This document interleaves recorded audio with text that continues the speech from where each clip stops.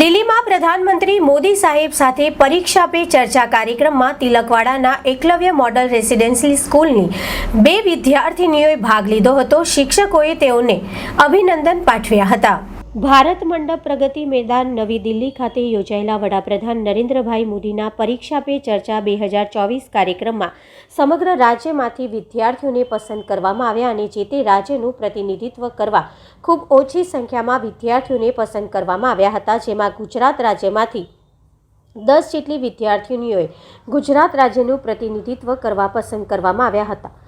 તેવું જાણવા મળ્યું હતું, જેમાં ગુજરાત રાજ્ય આદિજાતિ શિક્ષણ વિભાગ ગાંધીનગર સંચાલિત તિલકવાડા તાલુકાના ગણસીડા ગામમાં ચાલતી એકલવ્ય મોડેલ રેસિડેન્શિયલમાં અભ્યાસ કરતી વિદ્યાર્થીની વસાવા ખુશ્બુબેન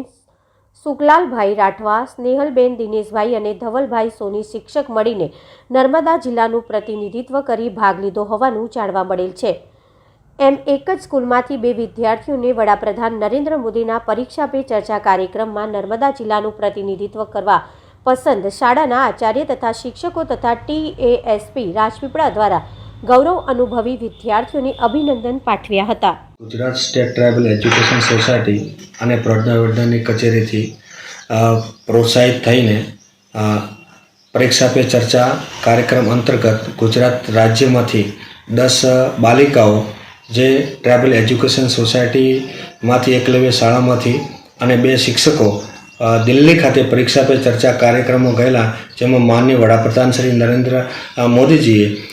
પરીક્ષાની અંદર જે સ્ટ્રેસ રહે છે એ બાબતે ખૂબ સરસ રીતે સમજાવ્યું। બાળકો પણ ખૂબ જ પ્રભાવિત થયા।